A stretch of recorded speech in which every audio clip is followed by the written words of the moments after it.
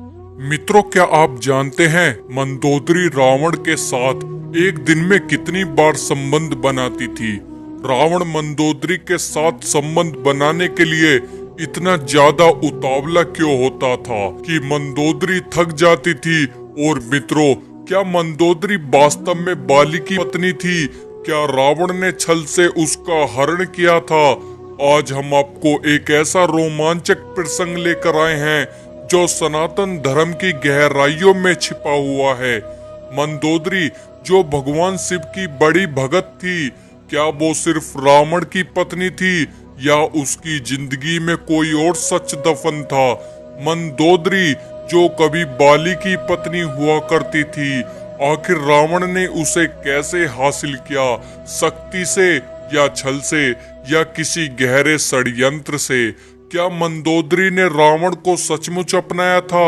यह सब एक मजबूरी थी। मित्रों, आज हम आपको रावण, बाली और मंदोदरी के बीच की उस अनोखी जंग का खुलासा करेंगे जो शायद ही आपने पहले कभी सुनी होगी।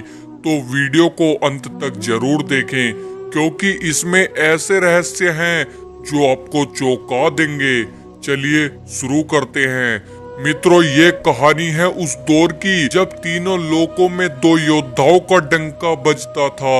एक था लंका का स्वामी रावण, जिसने अपने पराक्रम से स्वर्ग लोक को झुका दिया था, पाताल लोक को अपने अधीन कर लिया था और पृथ्वी के हर राजा को अपना गुलाम बनाने की ठान रखी थी।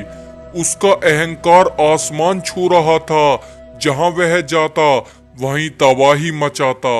और दूसरा था किष्किंधा का शेर, यानी कि बाली, जिसे भगवान विष्णु का अनोखा वरदान प्राप्त था कि जो भी उससे लड़ेगा उसकी आधी शक्ति बाली को मिल जाएगी। मतलब दुश्मन जितना ताकतवर होगा, बाली उतना ही बलशाली होगा। लेकिन मित्रों, इस कथा को आधा अधूरा छोड़कर मत जाना, क्योंकि कहा जाता है जो भी इस कथा को पूरे मन से, पूरी श्रद्धा के साथ सुनता है, उसके घर में सुख, शांति और उन्नति का वास होता है। और सबसे बड़ी बात, जब यह कथा पूरी सुनी जाती है तो घर में माता लक्ष्मी का स्थायी निवास होता है।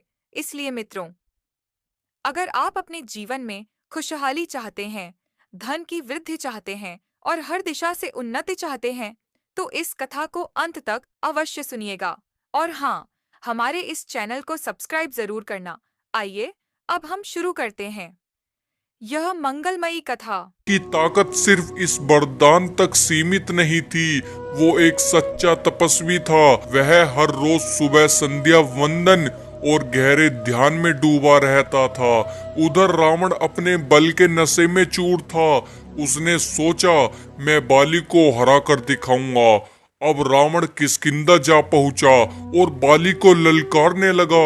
बाली उस वक्त तपस्या में लीन था। रावण ने तरह तरह की चालें चली, लेकिन बाली की एकाग्रता टस से मस न हुई।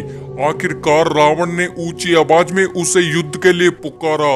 इस बार बाली की तपस्या टूटी। उसने आंखें खोली और सामने रावण अपने 10 सिरों के साथ अहंकार में डूबा खड़ा था। बाली का गुस्सा फूट पड़ा। उसने एक ही झटके में रावण को पकड़ लिया और अपनी कांख में दबा लिया। बाली ने उसे 6 महीने तक दबाए रखा था और अपनी तपस्या उसने फिर दोबारा शुरू कर दी। 6 महीने बाद जब तपस्या पूरी हुई, बाली ने रावण को आजाद किया। रावण ने कहा, हे महाबली, मैं तुम्हारी ताकत को मान गया हूँ। मैं तुमसे मित्रता करना चाहता हूँ। बाली हंसा और बोला, तुम हार मान रहे हो, लेकिन तुम्हारे दिल में छल अभी भी जिंदा है। रावण ने बैर न करने का वादा किया, लेकिन उसके मन में एक आग सुलग रही थी, अपमान का बदला लेने की आग। समय बीतता गया और बाली अपने भाई सुग्रीव को राज्य सौंपकर फिर तपस्या के लिए चला गया।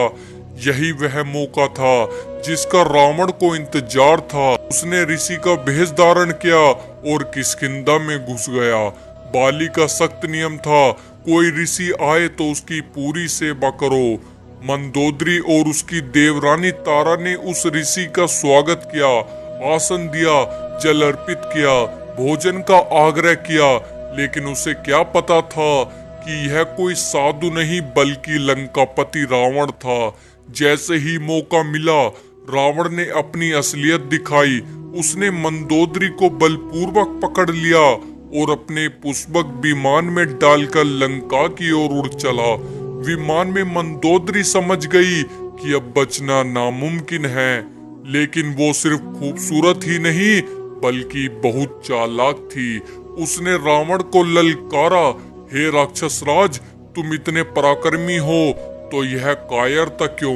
बाली से युद्ध करो और मुझे लेकर जाओ। रावण हंसा और बोला, मैं तुम्हारी सुंदरता का दीवाना हूँ। बाली का वरदान उसे अजय बनाता है, इसलिए मैंने यह रास्ता चुना। विजय का हर रास्ता जायज है। फिर मंदोदरी रावण के साथ लंका गई, जहाँ मजबूरी में उसने रावण से विवाह किया। उधर बाली 1 साल की तपस्या पूरी कर लौटा। जब बाली को पता चला कि रावण ने मंदोदरी का हरण किया है, उसकी आंखों में खून उतर आया। वह लंका की ओर दौड़ पड़ा और रावण को ललकारा। वहां वाली ने अपनी वीरता दिखाई। रावण का दिल कांप उठा, क्योंकि वो बाली की ताकत से अभी वाकिफ नहीं था। वह महल में छिपने लगा।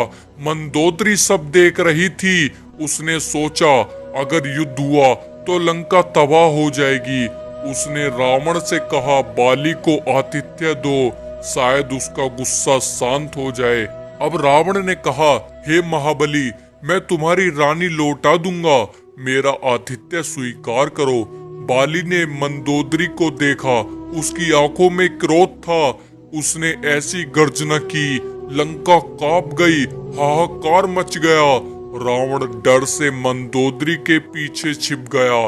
मंदोदरी ने बाली से विनती की, हे महाबली, मैं अब आपके योग्य नहीं रही। रावण ने मेरे साथ जो किया, उससे मैं आपकी पत्नी अब नहीं रही। बाली का क्रोध शोक में बदल गया। मंदोदरी बोली, युद्ध से लंका नष्ट हो जाएगी, निर्दोषों का खून बहेगा। बाली ने मंदोदरी की आंखों में प्रार्थना देखी और वो बोला, रावण, अगर तूने किष्किंधा की ओर देखा तो यमलोक पहुंचा दूंगा। बाली ने रावण को जीवन दान दिया और लौट गया। रावण अब बाली से डरने लगा। मंदोदरी ने एक पुत्र को जन्म दिया। ज्योतिषों ने कहा, यह अशुभ है, रावण की मृत्यु का संकेत है। रावण ने अपने बेटे समेत 62,000 नवजातों को नदी में बहा दिया, लेकिन वह शिशु एक बरगद के पास पहुंचा कर बच गया और बड़ा होने लगा। मित्रों, यही शिशु आगे चलकर भगवान राम के नाम से जाना गया। तो मित्रों, ये थी आज की वीडियो।